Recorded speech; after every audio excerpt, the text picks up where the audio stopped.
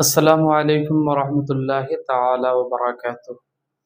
Social media پر ایک خبر viral ہو رہی ہے کہ دیوبندیوں کا ایک مولوی جس کا نام طارق مسعود ہے، اس بدبخت نے صحابہ کرام رضی اللہ عنہم اور سرکار کائنات صلی اللہ تعالی علیہ وسلم کی شان اقدس میں گستاخی کی، اور یہیں تک محدود نہیں بلکہ اس بدبخت نے قرآن پاک کو بھی غلط کہا۔ دیکھو، ہمارے نبی صلی اللہ علیہ وسلم جب قرآن لکھوایا نا، تو چونکہ آپ لکھنا پڑھنا نہیں جانتے تھے، تو بعض دفعہ کاتب سے گرامر کی غلطی ہوئی لکھنے میں، ہمارے نبی نے اس کی کریکشن نہیں کی۔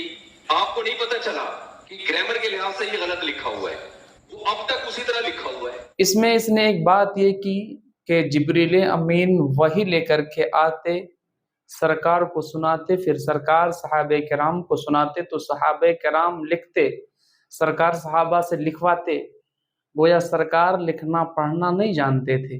معاذ اللہ ثم معاذ اللہ، یہ تو بالکل جہالت اور کھلی ہوئی گمراہی ہے اس طرح کی باتیں کرنا۔ سرکار صحابہ سے لکھواتے تھے، اس سے یہ کہاں ثابت ہوتا ہے کہ سرکار لکھنا پڑھنا نہیں جانتے تھے؟ مثلا کوئی ایسا کام ہو جس کو میں جانتا ہوں، میں کر سکتا ہوں، تو کیا اگر میں اس کام کا حکم کسی اور کو دے دوں، اس کام کو کسی اور سے کروا لوں، تو اس سے یہ ثابت ہوگا کہ میں اس کام کو نہیں کر سکتا؟ تو سرکار کا صحابہ سے لکھوانا، اس کی وجہ سے یہ کہنا کہ معاذ اللہ سرکار لکھنا نہیں جانتے تھے، سرکار پڑھنا نہیں جانتے تھے، یہ جہالت ہے، گمراہی ہے۔ اللہ تعالیٰ کلام بلیغ میں ارشاد فرماتا ہے وَعَلَّمَكَ مَا لَمْ تَكُنْ تَعْلَمْ، اور سکھا دیا آپ کو وہ جو آپ نہیں جانتے تھے۔ تو جو سرکار نہیں جانتے تھے، اللہ تبارک و تعالیٰ نے اپنے حبیب کو سکھا دیا۔ اب اگر کوئی بےہودہ، کوئی بدبخت، کوئی گستاخ یہ کہتا ہے کہ معاذ اللہ سرکار لکھنا پڑھنا نہیں جانتے، تو گویا اس نے قرآن کا انکار کیا، نص قطعی کا انکار کیا، اور جو قرآن کا انکار کرے گا وہ کافر ہو جائے گا۔ دوسری بات کہ صحابہ نے غلط لکھا معاذ اللہ اور سرکار کو پتہ نہیں چلا، اس جملے سے اس بدبخت نے سرکار کے علم غیب پر حملہ کیا۔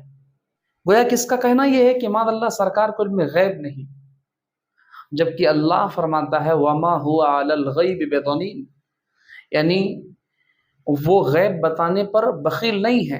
آقا فرماتے ہیں آتی باب الجنہ یوم القیامہ، یعنی قیامت کے دن میں جنت کے دروازے کے پاس آؤں گا، فاستفتحوا، تو میں اس کو کھولنا چاہوں گا، فیقول الخازن، تو جنت کا دروگا مجھ سے کہے گا من انت، آپ کون ہیں؟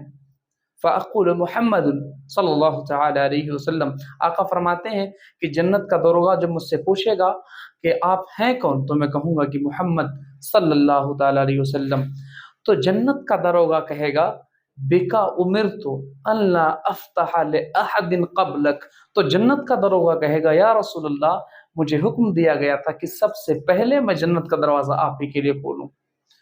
تو دیکھیے قیامت کے دن یہ منظر ہوگا، قیامت کے دن یہ بات ہوگی، قیامت کے دن یہ معاملہ ہوگا۔ قیامت کب آئے گی کسی کو نہیں معلوم، اللہ رسول کو بہتر معلوم ہے، لیکن قیامت ابھی آئی نہیں، اور حضور بیان فرما رہے ہیں وہ ساری چیزیں جو قیامت کے دن ہوں گی، یہ غیب ہے۔ اس حدیث میں جتنی باتیں میرے آقا نے ارشاد فرمائی، ساری باتوں سے یہ ثابت ہوتا ہے کہ اللہ نے اپنے حبیب کو علم غیب عطا فرمایا ہے، غیب کے علوم عطا فرمائے ہیں۔ اور یہ بدبخت اس کا کہنا یہ ہے کہ صحابہ جو لکھتے تھے وہ سرکار نہیں جانتے تھے، معاذ اللہ ثم معاذ اللہ، یہ کتنی جہالت، کتنی گمراہی ہے۔ میں یہ کہنا چاہوں گا کہ تم اپنے دل میں پہلے عشق رسالت بساؤ، پھر تمہیں معلوم ہوگا کہ اللہ نے اپنے حبیب کو کیا کیا عطا کیا ہے۔